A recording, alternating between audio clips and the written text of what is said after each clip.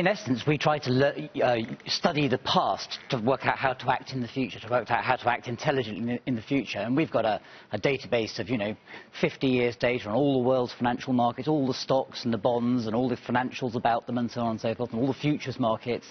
And our scientists, we have 120 scientists, and their job is to look back into that database and ask questions like, if we'd done this in the past, would it have worked? And thereby devise a big computer program called the Winton System.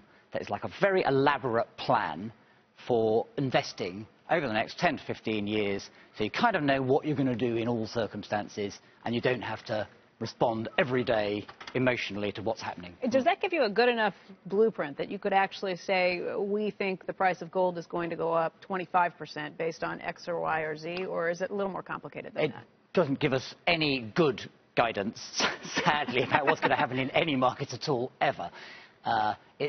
Our computer just doesn't give up. It just doesn't know when it's beat, basically. So it just goes on every day, flogging away at these things, none of which are good at forecasting markets. They just have a slight edge, like a 51% edge in a coin-tossing contest. Because history, doesn't repeat, it rhymes. So you need to you need to base your investments on something that might rhyme, not repeat, right? Exactly. And you mustn't be blown off course by what's happening day to day. You have to have a long-term plan with investing. Then you gotta let your losers run forever, though. That's what's scary. Then you cannot cut your losses short a lot of times, right? Well, we have such a big portfolio, so diversified, that we really can let our losers run. You can, really not. You got something else running. If you've got a highly leveraged position, then you have to have a stop on and you have to get out. But we can really bury a lot of stuff inside. Can you tell us any portfolio. big, major macro things going on that the past has told us that we might not know about right now? Like no, I can't.